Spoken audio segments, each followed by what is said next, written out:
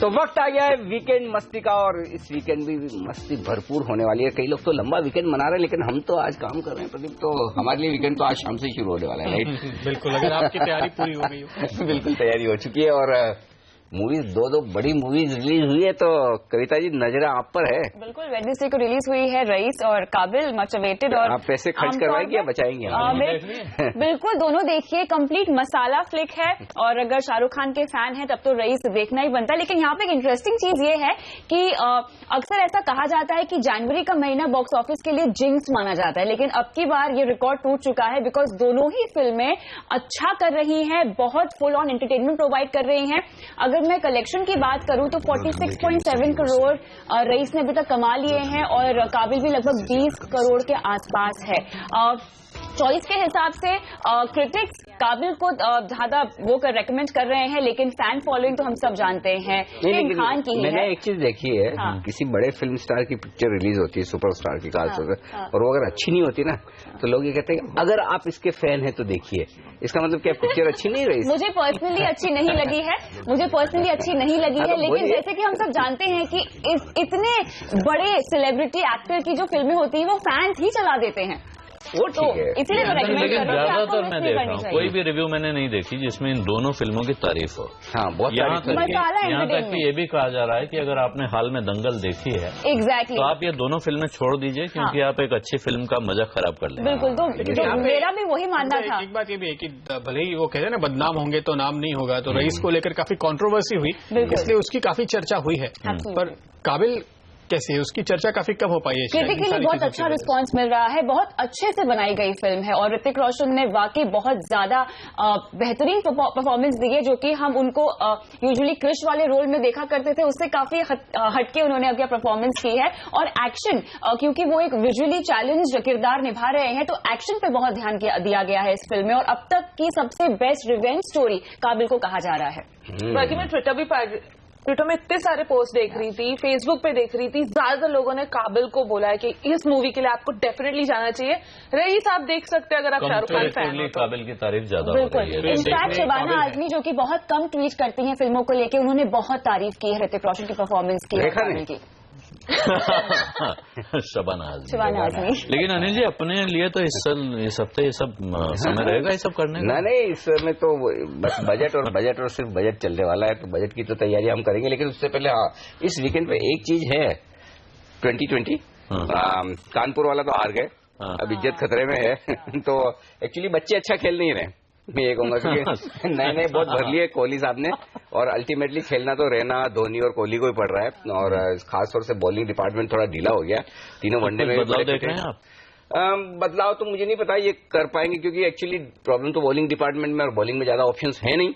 तो इसका फिर तरीका एक ही है कि आपकी जो स्ट्रेंथ है बैटिंग, उस पर फोकस कीजिए। तो ये 25-50 से काम चलने वाला नहीं है। 2020 में भी 200-250 मारने पड़ेंगे कुल मिलाकर, तब जाकर। बैटिंग में भी आप देखिए, पिछले दोनों वनडे और ये 2020 में, ये जो बहुत पहले इंडियन बैट्समैन की आदत होती थी कि उठा के ही मारते थे, भले ही 6 रन चाहिए, 6 बॉल है तो भी छक्का ही मारेंगे, वो फिर से आदत कहीं से आ गई है, ऐसा लग रहा है। ये सही बात है, आप सही कह रहे हैं कि, और वो हवा में शॉट मारने की जो ये आदत छूट गई थी बहुत टाइम से, फिर से आ गई। मैं भी बहुत दिनों में कई बार कम देखता हूँ, लेकिन तब भी मैंने ऐसे 2-3 शॉट देखे जिसमें लग रहा था कि अब ये वैसे तो बहुत हो मची, लेकिन कोई जिसको हम लोग गोलगप्पा शॉट कहते थे, सामने फील्डर हो तो ले ही जाएगा। एक चीज मैं बताऊं क्रिकेट के बारे में, क्योंकि मैं क्रिकेट खेलता हूँ, और पिच में जब जाके खेलते हैं तब वो पता चलता है कि हिंदुस्तान में एक चीज पता है, जब सचिन तेंदुलकर खेल रहा होता था, तब सचिन तेंदुलकर के अलावा स्टेडियम में बैठे हुए देश भर में देखने वाले सब लोगों को पता था इस बॉल को तेंदुलकर को कैसे मारना चाहिए, उसके अलावा सबको पता होता है। तो हम सबको मालूम है कि उन्हें कैसे खेलना चाहिए, भगवान करे उनको भी मालूम चल जाए। तो अगला मैच हारना नहीं है, संडे है, वैसे भी 26 जनवरी के दिन मूड खराब कर दिया था थोड़ा, तो उम्मीद करें कि ये वाला मैच देख के जिताएं। बिल्कुल, ऐसी पूरी उम्मीद हम रखेंगे, अच्छी खबरें आए। लेकिन फिलहाल वक्त है एक छोटे से ब्रेक का। ब्रेक के बाद अभी और काफी सारी प्लानिंग बाकी है, और किताब तो हम पढ़ेंगे।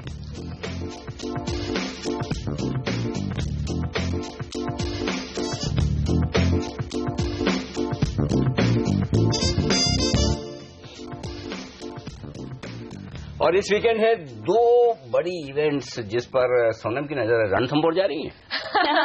जयपुर जा सकते हैं आप, बहुत ही खूबसूरत जगह है। मैं खुद यहाँ पे पिछले साल गई थी। आप एक्चुअली इससे जुड़ सकते हैं पूरी तरह से। लोग तो रणथंभौर ऐसे शेर देखने जाते हैं। हाँ, तो वहाँ पे एक पूरा इवेंट कर रखा है उन लोग ने नाहरगढ़ पैलेस में। बहुत ही खूबसूरत पैलेस है, आपने बहुत सारी मूवीज में भी देखा होगा। बहुत सारी मूवीज में। नाहर का नाम रंग दे बसंती वाला है ना, ये जो मारवाड़ी बसंती वाला है, राजस्थानी लैंग्वेज है। नाहर का मतलब होता है शेर। तो पूरा इवेंट इन लोग ने बनाया है, पूरा फेस्टिवल जहाँ पे म्यूजिक होगा, फोक म्यूजिक, बहुत ही खूबसूरत तरीके से। वहाँ पे बहुत सारे सिंगर्स होते हैं, ड्रामा होता है, म्यूजिक होता है, बहुत सारे कलर्स होते हैं, खाना, राजस्थानी खाना आपको वहाँ पे खाने मिल सकता है। तो उसके लिए आप वहाँ पे जा सकते हैं। ये 3 दिन का पूरा फेस्टिवल है, आज से शुरू हो गया है। तो आप कल सुबह फ्लाइट लीजिए और फटाफट पहुंच जाइए वहाँ पे। दूसरा इवेंट बॉम्बे में हो रहा है, ये दोपहरी करके इवेंट है। ये इवेंट एक्चुअली दोपहरी एक बुक है, एक नॉवल है जो खुद पंकज कपूर जी ने लिखी है, जो खुद एक बहुत बड़े एक्टर है, थिएटर एक्टर में खास रहे हैं। इन्होंने ये बुक 20 साल पहले लिखी थी और अब वो लेकर आ रहे हैं इस बुक को, और बहुत इंटरेस्टिंग है। एक 20 साल पहले जब ये करमचंद किया करते थे तब लिखी थी। आजकल शाहिद कपूर के पापा आलोक सर को बहुत आलोक ने लखनऊ की गलियों को एक्सप्लोर किया है और पंकज ने लिखी 20 साल पहले और पब्लिश और अब पब्लिश हुई है और बहुत खूबसूरत तरीके से उसको वो रीडिंग करने वाले स्टेज पे रहेगा। बच कैसे गई ये सोच रहा हूँ, ये मैं सोच रहा हूँ। वो भी लखनऊ की इन्होंने बहुत तारीफ की है इस बुक। सर आप बताओ, आपकी नजर कहाँ है, क्या मेरी नजर अनिल जी वही है, किताबों पर है। आप जानते हैं हमेशा रहती है, और हमेशा एक झगड़ा चलता रहता है कि जो लोग किताबें नहीं पढ़ते हैं उन्हें किताबें कैसे पढ़ाई जाएं, और इसमें मेरे 2 बच्चे शामिल हैं। बेटी मेरी अब मुझसे ज्यादा पढ़ने लगी है, कई बार नई किताबें बताती है, और बेटा भी अब ऐसा करने लगा है। लेकिन ऐसे में मुझे कविता लाया हूं, आज मैं कोई किताब नहीं लाया हूं।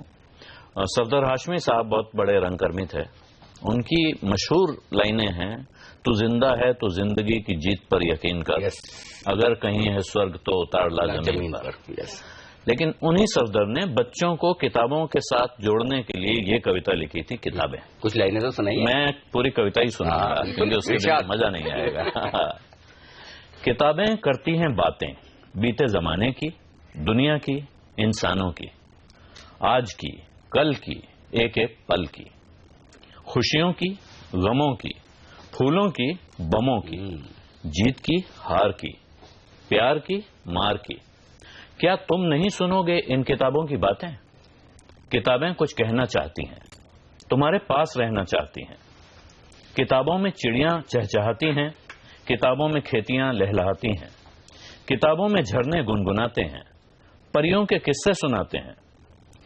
किताबों में रॉकेट का राज है, किताबों में साइंस की आवाज है। किताबों का कितना बड़ा संसार है, किताबों में ज्ञान का भंडार है। क्या तुम इस संसार में नहीं जाना चाहोगे? किताबें कुछ कहना चाहती हैं, तुम्हारे पास रहना चाहती हैं। 23 साल पीछे ले गए आप मुझे एक्चुअली, जब कॉलेज की शुरुआत थी और वहां पर आईसा और ऐसे तमाम जो वामपंथी संगठन थे जिनके साथ एंट्री ली थी। कॉम्प्लीमेंट है ये आपकी तरफ से। बिल्कुल। और ये कविता की अच्छी बात यह है कि इस कविता की रीडिंग बच्चों के बीच में होने पर इसके कई वर्कशॉप्स के मैंने रिपोर्ट देखी है, बच्चों को पढ़ाई सुनाई जाती है, उनसे बात की जाती है, उसके बाद वो इसको जज्ब करते हैं और वो किताबें पढ़ने की, किताबों के दोस्त बनने की कोशिश करते हैं। ये बहुत सही तरीका है। तो चलिए, ये आपने कविता सुनाई और किताबें पढ़ने के लिए आपके लिए काफी कुछ मसाला, लेकिन एक बड़ा मसाला जो अगले हफ्ते है, 1 फरवरी को बजट आने वाला है और आपको बजट की पूरी तैयारी करनी, तो थोड़ा बहुत मौज मस्ती के साथ साथ काम पर भी ध्यान दीजिए। अच्छा, इस पूरे वीकेंड बजट को लेकर प्रदीप हमारे पास जबरदस्त प्रोग्राम्स हैं। तो CNBC आवाज पर अब से लेकर सैटरडे संडे, देखिए दिग्गजों के बाजार पर राय क्या है, बजट के बादशाह एक वो शो देखना चाहिए आपको, रेलवे बजट की यात्रा वो एक और शो है, टैक्स घटाओ आंदोलन हमारा जो चल रहा है, इसके अलावा आपने जो बजट के बिग आइडियाज शोज किए हैं, ये सारे शो पूरे दिन भर लाइनअप है शनिवार और रविवार को, वो जरूर देखने चाहिए। पहला कदम भी इस बार बजट पर ही है, और इसमें हम पहला कदम ये बता रहे हैं कि आपका पर्सनल टैक्सेशन बजट से किस तरह से प्रभावित होगा, आपको क्या तैयारी करनी चाहिए। तो शनिवार और रविवार को 12 बजे यानी कि 11:57 पर वो भी देखना जरूरी है। तो बजट का पूरा एक्शन इस वीकेंड पर छाए रहने। वही मैंने हम लोगों को तो तैयारी करनी है कि बजट की का प्रेजेंटेशन कैसे करें, बजट का एनालिसिस कैसे करें, लेकिन दर्शकों के लिए इस वीकेंड पूरी व्यवस्था है कि आप सिर्फ CNBC आवाज देखते रहें और आपको ये पता चलेगा कि इस बजट में क्या देखना है, क्या समझना है और उसमें से अपने काम की बातें कैसे निकालनी है। ओके, और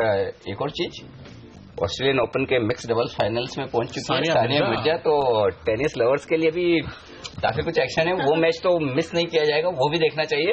तो पूरा वीकेंड आपके लिए जबरदस्त, टेनिस हो, क्रिकेट हो या फिर आपको पढ़ाई करनी हो, घूमना फिरना हो, पावर पैक्ड है, पावर पैक्ड। बिल्कुल, और आप भी हमारे टैक्स घटाओ आंदोलन में जरूर शामिल हो सकते हैं। फेसबुक और ट्विटर के जरिए हमारे पेज पे जुड़िए और अपनी भी राय दीजिए बजट की तैयारी में। फिलहाल हम लेंगे आपसे इजाजत, नमस्कार।